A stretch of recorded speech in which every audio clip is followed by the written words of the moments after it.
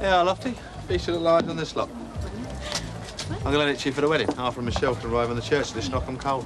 How much a mile you going to charge him? Oh, very funny. And while we're on the subject of weddings, it's about time you went out and bought yourself a knockout bridesmaid's dress. Must have cost you a few bob anyway, didn't it? Nah, mate, in the trade. You would have followed the free enterprise steps of your Uncle Dennis. You two someday could own something like this. Yeah, well, I wouldn't mind doing the repairs on it for you. I won't let you near this with a bars pole, I don't know, a spanner. Never mind, darling, you can be the chauffeur. A uniform and a peak cap suit you down to the ground, wouldn't it, Shell? Come on, this guy earns some petrol money. Sharon, let's walk up the allotments and what to expect. Yeah, okay. See you later. Yeah. See you later, Mum. Ta-ra, sweetheart. See you, Shell.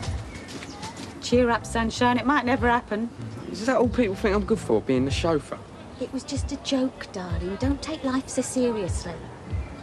Anyway, the uniform would suit you. You know, Dad's really thrown his money about lately, Shell. What with the car. And you've heard him going on about buying me this bridesmaid's dress. I thought Auntie Kath was going to make one. I mean, that's what we agreed. Yeah, well, no. First I thought it was to do with this drugs business, you know. I thought he was trying to keep me sweet. Now not so sure. What do you mean? I wonder where he's getting his money from. That Jan's father died recently. I suppose he left her quite a bit. She must be earning good wages. But don't say that, Sharon. Why? Look, your dad's a good man. All right, he may be a pig at times, but he's got his pride.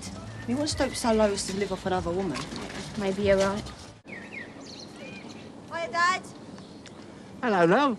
What brings you three girls here? Well, Mum's going out to one of her creative evening courses tonight.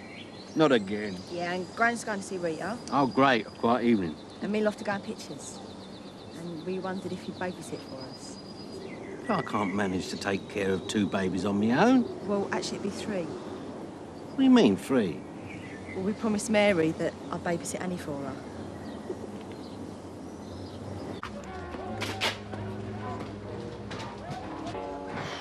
Yeah, well, come on, Ian. You're not that good. You can keep the rest of us waiting. It weren't my fault, it was my mum. She'd been ranting and raving about drugs. Drugs? Oh, it's the music. Do what? Well, the minute adults find out that kids are into music, they immediately assume they're into drugs as well. It's got nothing to do with the music. It was your old Bill. They gave me mum the 3rd degree and accused me of doing Dr. Legg's burglary. The police did what? Well, Quick did most of it. Who's Quick on his own? Sounds like a right charmer. Oh, he's our local detective. I'll take no notice, he's thick. What's he on about, anyway? Oh, well, the surgery got broken into and all the drugs got nicked. Lofty had 50 quid pinched and Ethel's telly went for burnt. Like I said, take no notice. How can you say that? The police harass you and your sister and now Ian, and you say take no notice? Yeah, well, some of us have got to learn to live with harassment, haven't we? Well, you shouldn't. You should do something. At least get angry. Sharon, you got a minute? Yeah.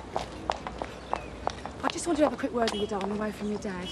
Look, I know it's none of my business, but your mum said he wants to buy your bridesmaid dress. We did mention it, yeah. Well, I thought I was going to be making your dress anyway, but apart from that, do you think he should? What do you mean? Well, it's not very fair on Michelle, is it? I mean, it's her big day. If you turn up in some big posh frock, I think she's going to feel a bit put out. Oh, I see what you mean. But there's no way I want to upset Michelle. I want this wedding to be the best day of her life, Kath. I thought you were saying that, darling. I mean, the dress I'm making for you is just as lovely as Michelle's. You don't have to buy you one. But tell him to stuff his dress then, eh? No, I won't put it quite like that, Sharon. Perhaps you could have a quiet word in his ear sometime, eh?